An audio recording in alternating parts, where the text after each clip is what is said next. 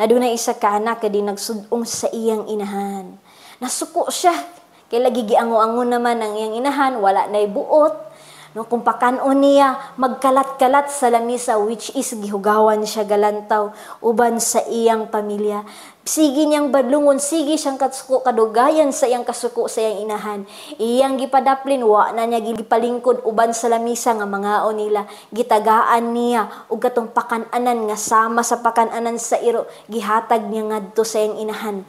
Aron, dito niya tagaan sa daplin palingkoron, kay dito niya pakanon.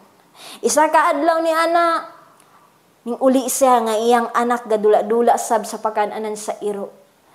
Ming anak sa siyang anak, nak, unsaon man na nimong pakananan sa iro?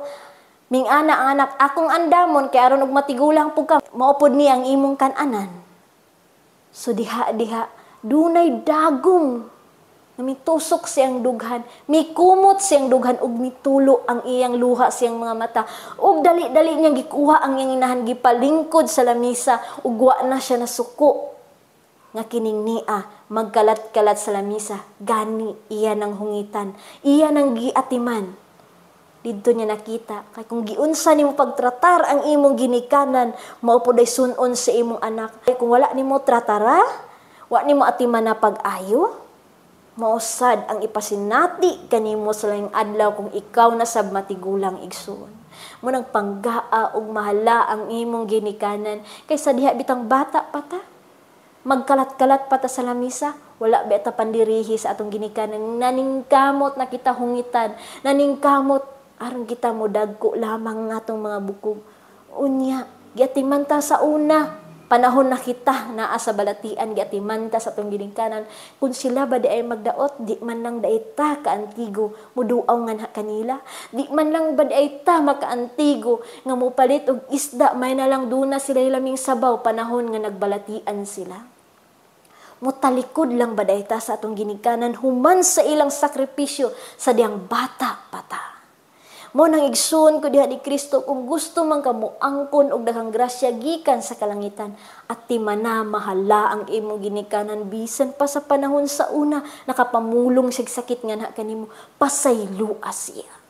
Kay bisan kanus kung wa ta kabalo pila ka litrong gatas ang gititi nato sa atong inahan, kung pila ka litrong gatas, pila ka latang gatas ang atong nahurot, kung pilay kantidad ni ini, lakip na ang atong gikaon, ang atong sinina, gigasto nila pa eskwela, kung kabaluta sa kantidad ni ining tanan og ato silang kabarian, ay pabiya ta dunay katungod nga motubangan na kanila. Now, kung gipakaon pata sa atong ginikanan, nagsandig pata sa atong ginikanan, wala patay katungod nga motubag-tubagan na kanila. Kay the more ka magtubag-tubag sa imong ginikanan, the more pug ka nasilutan sa ino.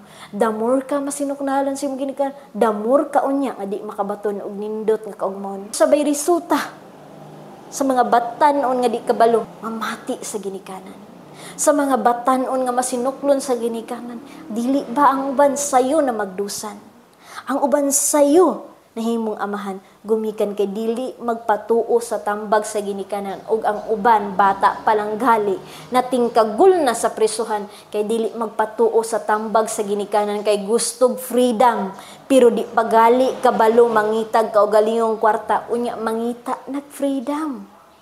Kung gusto man kag freedom, dan pangita sa imong kaugalingong kwarta nga di na ka magsandig sa imong ginikanan, aron rason kini di na kanilabutan. Ay kung anaa pa ka sa poder sa imong ginikanan, wa gyud kay katungod nga maglikramo, kay ubos pa ka sa pagbulutan.